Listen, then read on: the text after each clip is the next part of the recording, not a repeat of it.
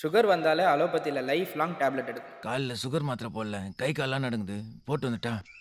இதில அலோபதி ஒண்ணும் விதிவிலக்கு இல்லைங்க. எந்த மெடிசின் நீங்க எடுத்தீங்கனாலும் சரி, எனி ஆல்டர்னேட்டிவ் மெடிசின் சுகர் வந்துட்டா, நீங்க லைஃப் ஸ்டைலோட சேர்த்தா மட்டும் தான் நீங்க அத ரிவர்ஸ் பண்ண முடியும். டயபெட்டிஸ்ங்கிறது it is a metabolic disorder. It is not a disease. So நீங்க அத கியூர் பண்ண முடியாது. இத நீங்க ரிவர்ஸ் தான் பண்ண முடியும். ஸோ அப்படி இருக்கும் பட்சத்தில நீங்க அலோபதியில மெடிசின் எடுத்தாலும் சரி, ஹோமியோபதியில மெடிசின் எடுத்தாலும் சரி, உங்களோட எஃபோர்ட் ரொம்ப ரொம்ப முக்கியம். அலோபதி மெடிசன் எடுத்தாலே வயிறெல்லாம் புண்ணா போயிடும். ஜென்ரலி அலோபதி மெடிசின்ஸ்லாம் நெறைய ஹை டோசஸ் இருக்குங்க. ஸோ அத எடுக்கிறப்போ உங்களுக்கு கண்டிப்பா வந்து வயிறு புண்ணாவறதுக்கு நெறைய வாய்ப்பு இருக்கு. ஆனா அதனால தான் அலோபதி டாக்டர்ஸ் எப்பயுமே வந்து உங்களுக்கு பேண்டோப்ரசோல் இல்ல ஓமிப்ரசோல் அந்த மாதிரிப்பட்ட மெடிசின்ஸும் சேர்த்து தான் குடுப்பாங்க. வேணுங்கிறப்ப அலோபதி எடுக்கிறதுல எந்த தப்பும் கிடையாது. அலோபதினாலே ஃபுல்லா சைடு எஃபெக்ட்ஸ் தான். அப்படின்னு நம்ம சொல்லிட முடியாது. ஏன்னா நீங்க லைஃப் சேவிங் சிச்சுவேஷன்ஸ்ல இல்ல அக்யூட் கேசஸ்ல சம்டைம்ஸ் நம்ம அலோபதி எடுக்கணுங்கிற சூழ்நிலை வரப்போ சைடு எஃபெக்ட்ஸை விட உங்களை வந்து ஸ்டெபிலைஸ் பண்றது ரொம்ப இம்பார்ட்டன்ட். ஸோ அதனால அந்த ஒரு மைண்ட் செட் வச்சுக்கணும்னு அவசியம் இல்லை. டெம்பரரி ரிலீஃப்க்கு மட்டும் தான் அலோபதி. எஸ்.